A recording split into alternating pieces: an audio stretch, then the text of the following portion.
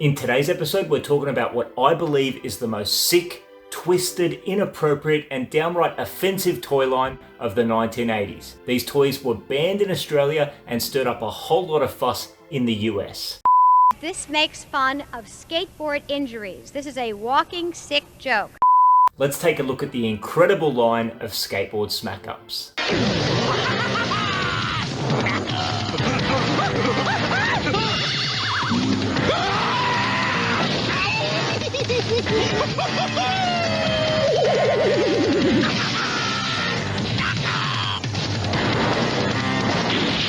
There are 12 different truly gross ways to have a smack-up.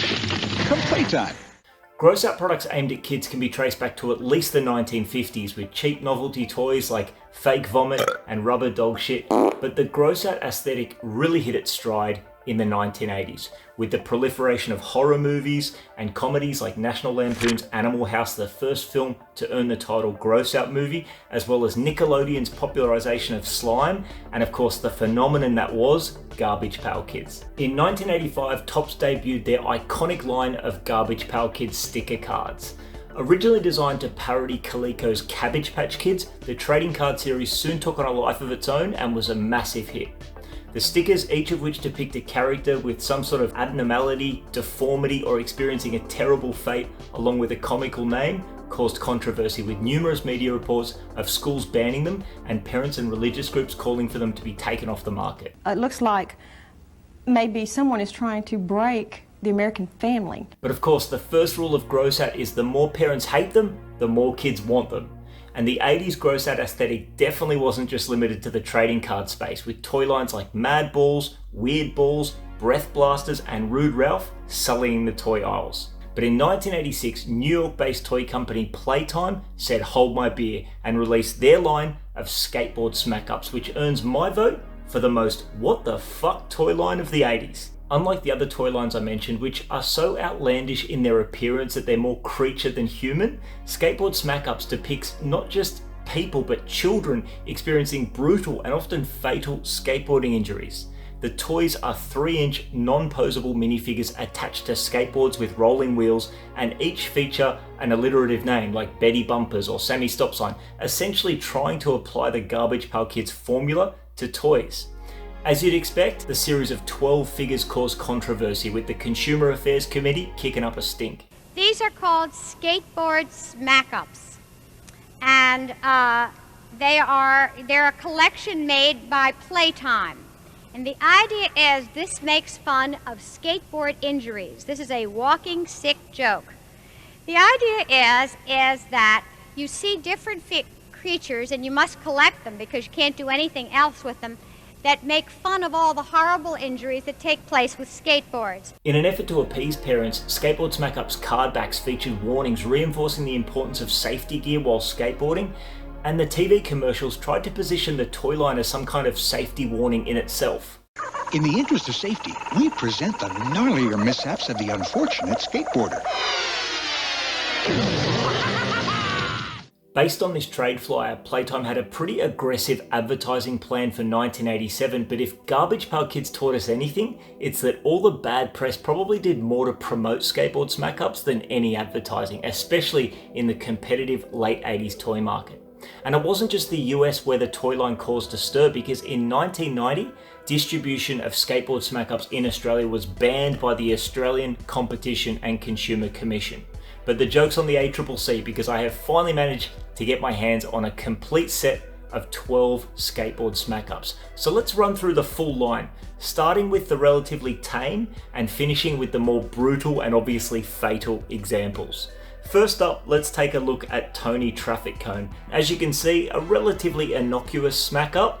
Tony's cleaned up a couple of witches' hats with a direct hit to the face and possibly the crotch as well for added comedic effect, likely resulting in little more than bumps and bruises. So, not bad. We're easing our way in with Tony Traffic Cone.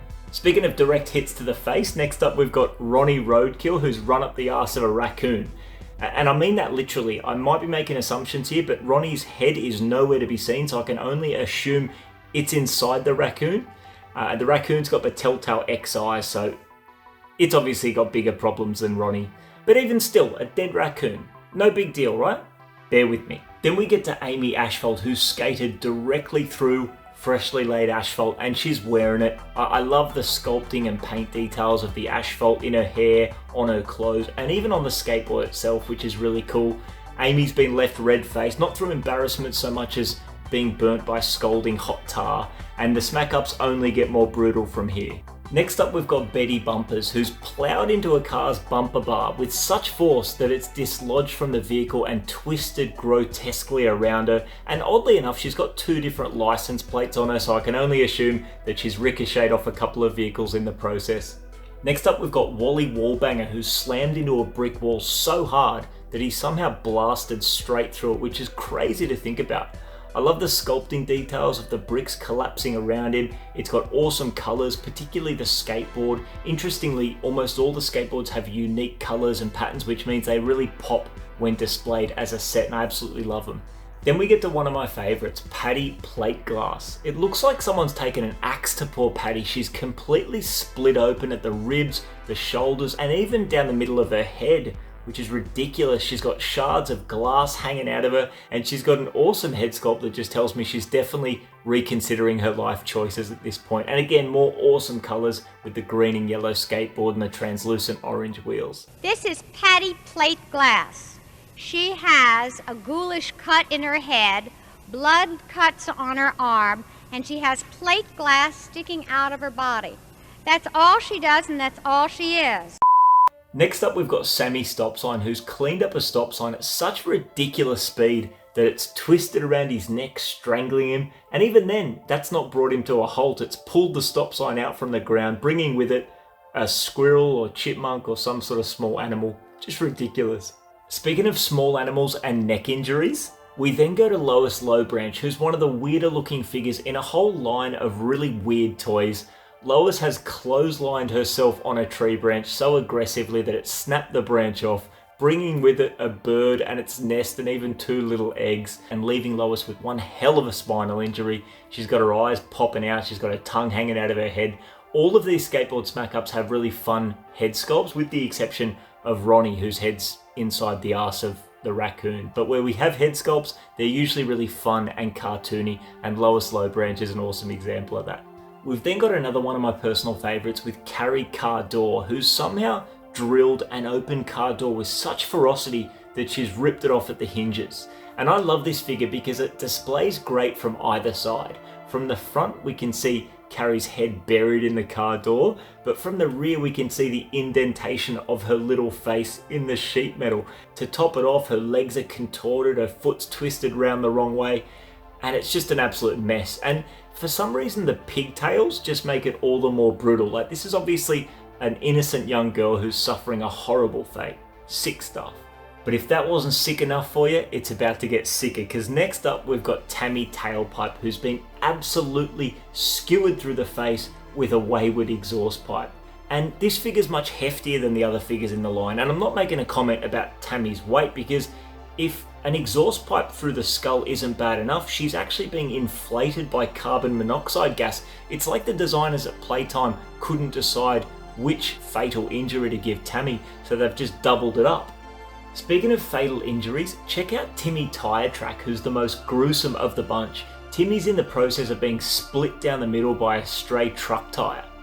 And while Playtime spared us the painted blood and brain matter, I love how they've sculpted the indentation of the tire's tread pattern inside Timmy, and you've got the generic brown colour of Timmy's insides on the tire tread as it rolls over him.